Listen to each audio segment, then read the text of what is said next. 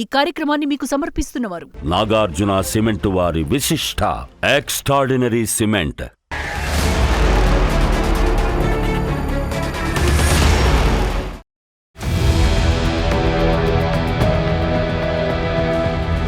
ప్రస్తుతం పశ్చిమాసియాలో జరుగుతున్న యుద్ధం ప్రపంచాన్ని వణికిస్తోంది. ముఖ్యంగా భారత్, జపాన్, దక్షిణ కొరియా వంటి దేశాలకు కంటి మీద కునుకు లేకుండా చేస్తోంది. ఈ యుద్ధంతో భారత్కు ఎలాంటి సంబంధం లేదు. కానీ ఈ యుద్ధం ప్రభావం మాత్రం భారత్ను కలవరానికి గురిచేస్తోంది. అందుకు కారణం హార్మోజ్ జలసంధి. ప్రపంచానికి సరఫరా అయ్యే మొత్తం చమురులో 5వ వంతు చమురు హార్మోజ్ జలసంధి మార్గంలోనే సరఫరా అవుతోంది. అంటే 20% చమురు ప్రపంచానికి ఈ రూట్లో ఎగుమతవుతోంది. మరో రకంగా చెప్పాలంటే హార్మోజ్ జలసంధి మార్గంలో నిత్యం 2 కోట్ల బ్యారెళ్ల చమురును ప్రపంచ దేశాలు దిగుమతి చేసుకుంటున్నాయి. అయితే హార్మోజ్ జలసంధికి ఇరాన్ యుద్ధానికి సంబంధం ఏంటి? హార్మోజ్ జలసంధిని దాదాపుగా ఇరాన్ కంట్రోల్ చేస్తోంది. యుద్ధం మొదలైన తర్వాత ఈ మార్గాన్ని ఇరాన్ మూసేసింది. మరీ ముఖ్యంగా హార్మోజ్ జలసంధి గుండా వచ్చే నౌకలను దాడి చేస్తామని టెహ్రాన్ వార్నింగ్ ఇచ్చింది. అసలు వాణిజ్య నౌకలను ఇరాన్ ఎందుకు టార్గెట్ చేస్తోంది? నిజానికి నేరుగా యుద్ధం చేసి గెలవలేమని ఇరాన్కు చాలా క్లారిటీగా తెలుసు. అందుకే యుద్ధం నొప్పేంటో ప్రపంచానికి తెలియజేయాలని ఇరాన్ ప్లాన్ వేసింది. అందుకే ఇప్పుడు హార్మోజ్ను ఉద్రిక్తంగా మార్చడమే పనిగా ఇరాన్ పెట్టుకుంది. అందులో భాగంగా వాణిజ్య నౌకలపై టెహ్రాన్ కన్నేసింది. ప్రపంచ ఆర్థిక వ్యవస్థ సజావుగా సాగాలంటే హార్మోజ్ మార్గంలో వెళ్లే నౌకలు కీలకం. చమురు, గ్యాస్, వాహనాలు, ఎలక్ట్రానిక్స్, ఆహార ధాన్యాలతో సహా పలు సరుకులను సరఫరా చేసే భారీ నౌకలు హార్మోజ్ మార్గంలో నిత్యం వందల్లో ప్రయాణిస్తాయి. ప్రస్తుతం ఇరాన్ వాటిని లక్ష్యంగా చేసుకుని దాడులు చేస్తోంది. ఇప్పటి వరకు 19 నౌకలపై ఇరాన్ దాడులు చేసింది. తాజాగా ఇరాక్ సమీపంలోని 2 ఆయిల్ ట్యాంకర్లపై ఇరాన్ దాడి చేసింది. ఇందులో ఒకటి భారీ అగ్ని ప్రమాదంతో పేలిపోయింది. ప్రధానంగా ఈ దాడులు హార్మోజ్ జలసంధికి మాత్రమే పరిమితం కాలేదు. పర్షియన్ గల్ఫ్ ఆఫ్ ఒమన్లోని నౌకలపై కూడా ఇరాన్ దాడి చేస్తోంది. 2 రోజుల క్రితం 2 ట్యాంకర్లపై ఇరాన్ దాడి చేసింది. ఒకటి అమెరికాకు చెందిన మార్షల్ ఐలాండ్స్ జెండాతో ఉన్న సేఫ్ సీ విష్ణు, రెండవది మాల్టా జెండాతో ఉన్న జేపీ రోజ్. మొదటి నౌకలో ఒక భారతీయ నావికుడు ప్రాణాలు కోల్పోయాడు. మిగిలిన సిబ్బందిని సురక్షితంగా బయటకు తీసుకొచ్చారు.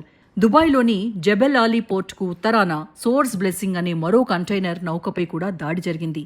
అయితే ఈ నౌకలో సిబ్బంది సురక్షితంగా ఉన్నట్టు నివేదికలు వెల్లడించాయి. ఇవే కాదు, గత 24 గంటల్లో 6 నౌకలపై ఇరాన్ దాడి చేసింది. అయితే ఇరాన్ ఎందుకు ఇలాంటి దాడులు చేస్తోంది? ఇరాన్ అసలు లక్ష్యం ఏంటి? Iran strategy simple. చమురు ధరలను సాధ్యమైనంత వరకు పెంచడంతో పాటు అమెరికా మిత్రదేశాలపై ఒత్తిడి తీసుకురావడమే ఇరాన్ ప్రధాన లక్ష్యం. అంటే యుద్ధాన్ని ట్రంప్ ఆపేసేలా ఒత్తిడికి ఆయా దేశాలను ప్రేరేపించడం అన్నమాట. అయితే పశ్చిమాసియా యుద్ధంతో భారత్, దక్షిణ కొరియా, జపాన్ వంటి దేశాలపై ఎలాంటి ప్రభావం పడుతోంది? దీని గురించి తెలుసుకోవాలంటే ముందు కొన్ని లెక్కలను చూడాలి. ప్రస్తుతం పర్షియన్ గల్ఫ్లో భారత జెండాతో 28 నౌకలు ఉన్నాయి. వీటిలో 24 నౌకలు హార్మోజ్ జలసంధికి పశ్చిమ దిశలో ఉన్నాయి. ఈ నౌకల్లో 677 మంది భారతీయ నావికులు ఉన్నారు.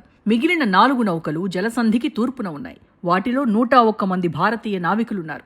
వారందరి భద్రత ఇప్పుడు భారత్కు అత్యంత కీలకం. నిజానికి ఇప్పటి వరకు భారత జెండా ఉన్న ఏ నౌకపైనా ఇరాన్ దాడి చేయలేదు. కానీ భారతీయ నావికులు ఉన్న విదేశీ నౌకలు మాత్రం దాడులకు గురయ్యాయి. ప్రస్తుత సమాచారం ప్రకారం 4 నావికులు గాయపడగా 3 మరణించారు, మరొకరు గల్లంతయ్యారు. ఈ హార్మోజ్ గండం నుంచి బయటపడాలని భారత్ తీవ్రంగా ప్రయత్నిస్తోంది. ఇప్పటికే మోదీ దౌత్య మంత్రాంగం, భారత విదేశాంగ మంత్రి జైశంకర్ యాక్షన్లోకి దిగారు.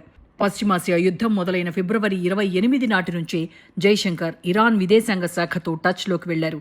ఫోన్ కాల్లో ఇరాన్ విదేశాంగ మంత్రి అబ్బాస్ అరాగ్చీతో చర్చలు జరిపారు. ఆ తర్వాత మరోమారు మార్చి 5వ తేదీన ఇరు దేశాల మంత్రుల మధ్య చర్చలు జరిగాయి. 3వ దఫా చర్చలు మార్చి 10న జరిగాయి.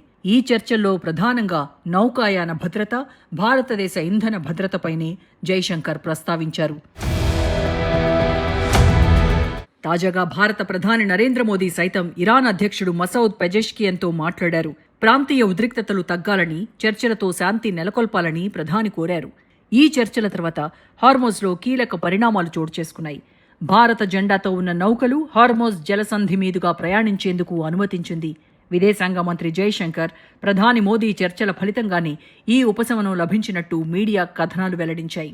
హార్మోజ్ జలసంధి నుంచి పుష్పక్, పరిమళ్ పేరిట ఉన్న 2 ఇండియన్ ట్యాంకర్లు హార్మోజ్ జలసంధి దాటాయి. ఐరోపా, ఇజ్రాయెల్, అమెరికా దేశాలకు చెందిన నౌకలు ఇరాన్ వార్నింగ్కు ఎక్కడివక్కడ నిలిచిపోయాయి. ఇలాంటి తరుణంలో పర్షియన్ గల్ఫ్ నుంచి 2 భారత ఆయిల్ కంటైనర్లు హార్మోజ్ను దాటడం విశేషంగానే చెప్పుకోవచ్చు. ఇందులో ఒకటి లైబీరియా జెండాతో ఉన్న నౌక. ఇందులో 10 లక్షల బ్యారెళ్ల ముడి చమురును సౌదీ నుంచి మోసుకొచ్చింది. రెండోది భారతీయ నౌక. ఇందులో సుమారు 20 లక్షల బ్యారెళ్ల ముడి చమురును ఇరాక్ నుంచి తీసుకొచ్చింది. ఈ 2 నౌకలు 5-6 రోజులుగా హార్మోజ్ జలసంధి మార్గంలో ప్రయాణించాయి. నిజానికి భారత్కు రాయితీలు ఇవ్వలేదని ఇరాన్ విదేశాంగ శాఖ ప్రకటించింది. ఇక్కడ ఒక్క విషయం గమనించాలి. అగ్రదేశం అమెరికాకు చెందిన నౌకలే ఈ మార్గంలో నుంచి రావడానికి భయంతో వణికిపోతున్నాయి. ఎందుకంటే ఇరాన్ తప్పకుండా దాడి చేస్తుందని అమెరికాకు బాగా తెలుసు. అయితే భారత్కు చెందిన 2 ఆయిల్ ట్యాంకర్లు హార్మోజ్ను దాటి ఎలా వచ్చాయి? ఇరాన్ కళ్లు గప్పి రావడం సాధ్యమా అంటే అస్సలు సాధ్యం కాదు. ఇరాన్ అనుమతిస్తే తప్ప నౌకలు హార్మోజ్ను దాటొచ్చే ఛాన్స్ 1% కూడా లేదు. ప్రస్తుతం 250కి పైగా వివిధ దేశాలకు చెందిన నౌకలు హార్మోజ్ జలసంధికి ఇరువైపులా చిక్కుకుపోయాయి. వీటిలో 130 నుంచి 150 వరకు కంటైనర్ నౌకలు పర్షియన్ గల్ఫ్లోనే చిక్కుకుపోయాయి. వీటిలో ఎక్కువగా దుబాయ్లోని జబెల్ అలీ వంటి పోర్టుల్లో ఆశ్రయం పొందుతున్నాయి. నిజానికి హార్మోజ్ మార్గంలో నిత్యం 150కి పైగా నౌకలు తిరుగుతాయి. అలాంటిది ఇప్పుడు ఇరాన్ దయతలిస్తేనే బయటకు లేదా లోపలకు కార్గో నౌకలు వెళ్తున్నాయి. 250 నౌకలు నిలిచిపోతే భారత్ నౌకలు మాత్రం ఎలా వచ్చాయి? తప్పకుండా ఇరాన్ అనుమతి ఇస్తేనే సాధ్యమవుతుంది. భారత్కు మాత్రమే ఇరాన్ ఇలా అనుమతించిందా అంటే అంతకుముందు చైనాకు కూడా ఇరాన్ ఊరటనిచ్చింది. డ్రాగన్ తర్వాత ఇరాన్ ఎవరికైనా ఊరటనిచ్చిందంటే అది భారత్కు మాత్రమే. ఇది ఎలా సాధ్యం? యుద్ధంలో ఇరాన్కు భారత్ మద్దతు ఇవ్వలేదు. పైగా ఇజ్రాయెల్లో భారత ప్రధాని మోదీ పర్యటించి తిరిగి ఇండియాకు వచ్చిన మరుసటి రోజే ఇరాన్పై దాడి జరిగింది. ఈ నేపథ్యంలో వాస్తవానికి భారత్పై ఇరాన్ గుర్రుగా ఉండాలి. కానీ అందుకు విరుద్ధంగా భారత్ నౌకలకు టెహ్రాన్ ఎలా అనుమతిచ్చింది? ఇందులో భారత్ దౌత్య విధానం చాలా కీలకమైనది.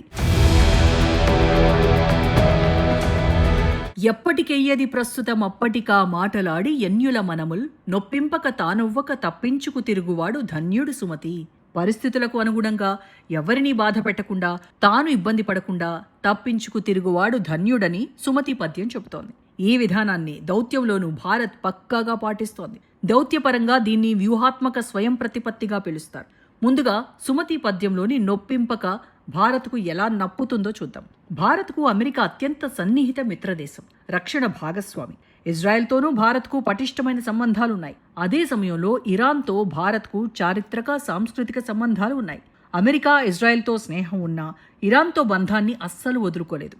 భారత్కు ఇరాన్తో చాబహార్ పోర్ట్ వంటి వ్యూహాత్మక ప్రయోజనాలు ఉన్నాయి. ఇక్కడ భారత్ ఏ ఒక్క దేశాన్ని నేరుగా విమర్శించకుండా 2 పక్షాలను నొప్పించకుండా భారత్ వ్యవహరిస్తోంది. అమెరికా ఆంక్షల ఒత్తిడి ఉన్నప్పటికీ ఇరాన్తో తన దౌత్య మార్గాలను భారత్ సజీవంగా ఉంచుకుంది. తానవ్వక అనే అంశం భారత్కు ఎలా సూట్ అవుతుందో చూద్దాం. తానవ్వక అంటే తాను నష్టపోకుండా. యుద్ధం జరిగితే చమురు ధరలు భారీగా పెరుగుతాయని ముందే భారత్కు తెలుసు. ఫిబ్రవరి ప్రారంభంలో బ్యారెల్ చమురు ధర $67 నుంచి $70 పలికింది. యుద్ధం మొదలైన వెంటనే అది కాస్త $82లకు చేరుకుంది. ప్రస్తుతం బ్యారెల్ చమురు $92 నుంచి $95 మధ్య ఊగిసలాడుతోంది.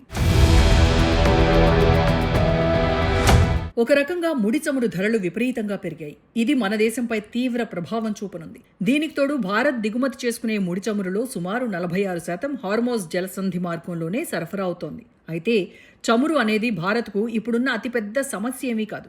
ఎందుకంటే మన దేశం వద్ద 50 రోజులకు సరిపడా ముడి చమురు, ఇంధన నిల్వలు ఉన్నాయి. పైగా రష్యా ముడి చమురును కూడా భారత నౌకాశ్రయాలకు మళ్లించే ప్రక్రియ ఇప్పటికే మొదలైంది. సో భారత్కు చమురు విషయంలో పెద్దగా ఇబ్బంది లేదు. ఇండియాకు అసలైన సవాల్ సహజవాయువు. మన దేశానికి అవసరమయ్యే సహజవాయువులో 30% హార్మోజ్ జలసంధి నుంచే వస్తోంది. మన గ్యాస్ టెర్మినళ్లు అనేవి ముడి చమురు నిల్వల మాదిరిగా దీర్ఘకాలికంగా నిల్వ ఉంచడానికి అనువైనవి కావు. కానీ సామాన్య ప్రజలకు గ్యాస్ అనేది చాలా ముఖ్యం. భారతీయ ఇళ్లలో వంట కోసం సహజవాయువును ఉపయోగిస్తారు. సహజవాయువును శుద్ధి చేసి లిక్విఫైడ్ పెట్రోలియం గ్యాస్ ఎల్పీజీగా మారుస్తారు. ఇక సహజవాయువుకు ఇంధనంగా కూడా చాలా ప్రాధాన్యం ఉంది. సుమారు 75 లక్షల భారతీయ వాహనాలు కంప్రెస్డ్ న్యాచురల్ గ్యాస్ సిఎన్జీతో నడుస్తున్నాయి. అందుకే గ్యాస్ లభ్యత విషయంలో భారత ప్రభుత్వం తీవ్ర ఆందోళన చెందుతోంది. నిజానికి ఇరాన్ యుద్ధం అనేది భారత్కు చాలా క్లిష్టమైనది. గల్ఫ్ దేశాలతో భారత్కు భారీ వాణిజ్య సంబంధాలు ఉన్నాయి.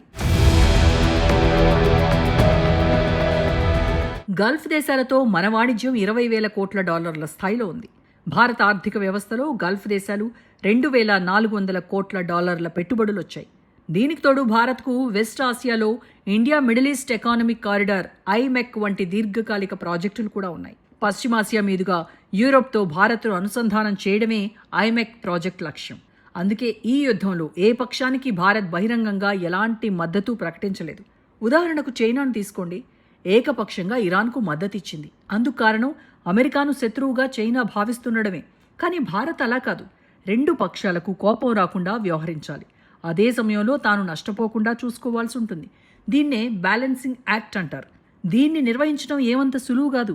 ఒక రకంగా రెండు పరస్పర శత్రు దేశాలతో మరో దేశం స్నేహం చేయడం కత్తి మీద సాము లాంటిది. ప్రపంచంలోనే శాంతి భద్రతలకు విఘాతం కలిగించే ఏ పరిణామమైనా ఆందోళనకరమే. కానీ ప్రస్తుతం పశ్చిమాసియాలో కొనసాగుతున్న సంఘర్షణ మాత్రం భారత్కు ప్రత్యేక సమస్యగా మారింది.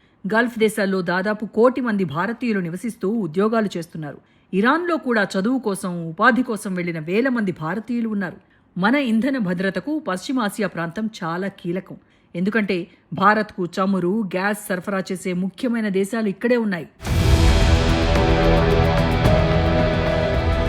అదే సమయంలో ఇరాన్తో స్నేహాన్ని వదులుకోని పరిస్థితి భారత్ది. ఎందుకంటే ఇరాన్ భారత్కు వ్యతిరేకంగా మారితే పాకిస్తాన్కు మద్దతిస్తుంది.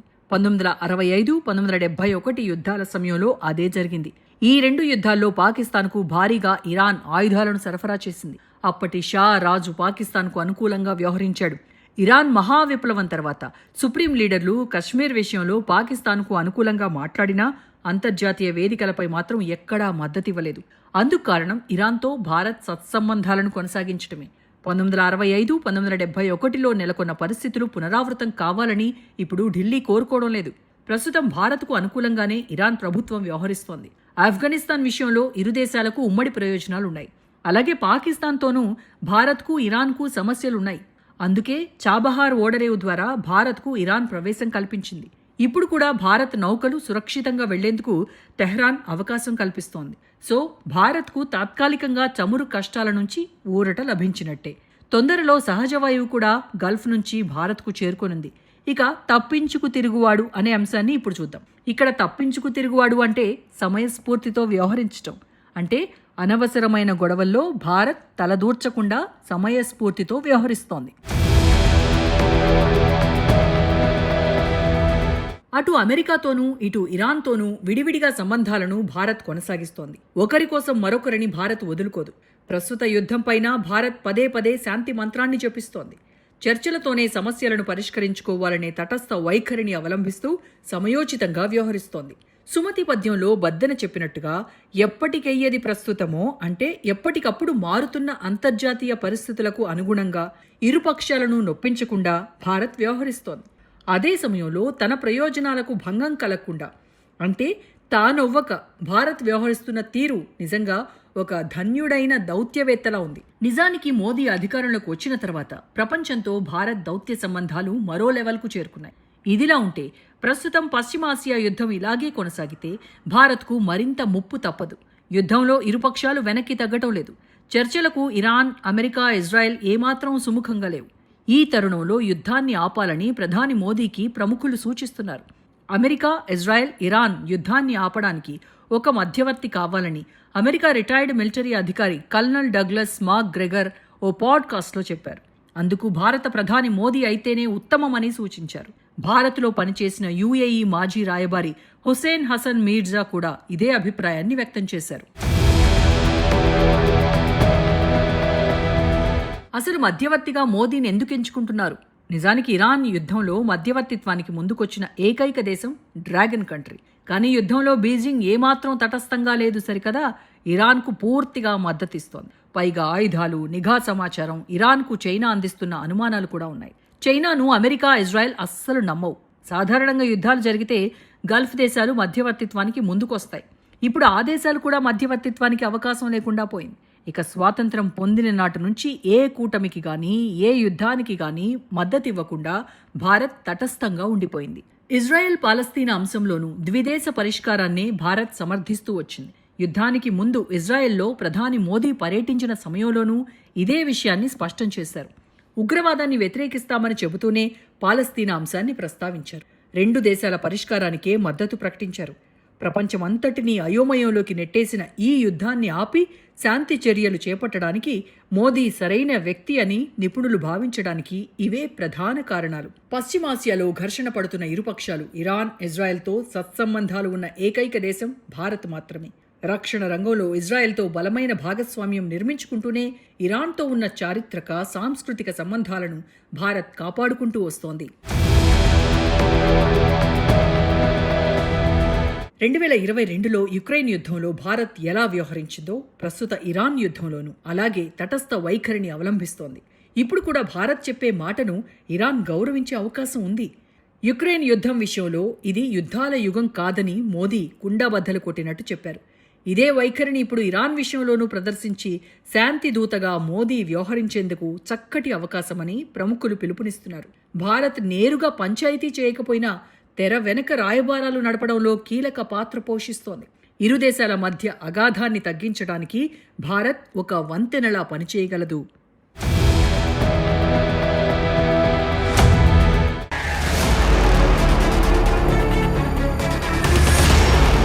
ఈ కార్యక్రమాన్ని మీకు సమర్పించిన వారు నాగార్జున సిమెంట్ వారి విశిష్ట ఎక్స్ట్రాడినరీ సిమెంట్.